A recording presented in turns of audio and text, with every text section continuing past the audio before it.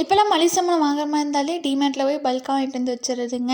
வாங்கிட்டு வந்துட்டோம்னா ஒரு 2, 3 மாதம் பிரச்சனை இல்லைங்க. அதனால அங்கேயே போய் பல்காக வாங்கிட்டு வந்துடுறதுங்க. இவ்வளோ நாளாக நான் வியாழக்கிழமை மட்டும் நேரமாக எந்திரிச்சிட்டு இருந்தேங்க. எங்கள் வீட்டில் எல்லோரும் கேட்பாங்க, ஏன் வியாழக்கிழமை மட்டும் நேரமாக எந்திரிக்கேன்னு சொல்லிட்டு.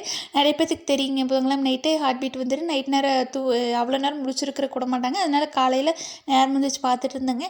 இன்றைக்கி கூட எபிசோட் முடியுதுங்க. அது நினைக்கும் போது ஒரு மாதிரி ஐயோ இனி வியாழக்கிழமை நான் என்னடா பண்ண போகிறேன் அப்படிங்கிற மாதிரி இருந்ததுங்க. அதுவும் இன்னைக்கு எபிசோடில் ரீனா விஜய் பார்த்து அப்பா அப்படின்னு சொல்லும் போதெல்லாம் ஐயோ இந்த மூமெண்ட்டுக்கு தான்டா இத்தனை நாளாக வெயிட் பண்ணிட்டு இருந்தோம் அப்படிங்கிற மாதிரி இருந்ததுங்க.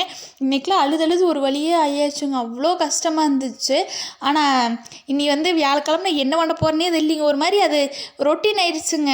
வியாழக்கிழமைனாலே ஹார்ட் பீட் பார்த்துட்டு அடுத்த வேலையை பார்த்துட்டு இருந்தேங்க. அவ்வளோ அது ஒரு மாதிரி அது பார்க்குறவங்களுக்கு தெரியுங்க. அது ஒரு மாதிரி நல்லாயிருக்கும். இனி என்ன பண்ண போகிறேன்னு இல்லைங்க. இனி வேறு 2026 தான் அடுத்த சீசன் 3 வரப்போகுதுன்னு சொல்லியிருக்கிறாங்க. அது எந்த மாதத்தில் வருதோ என்ன பண்ணுறதோ அவ்வளோ நாளைக்கு என்ன பண்ண போகிறோமோ வேறு ஏதாச்சும் அதுக்குள்ளே வெப் சீரிஸ்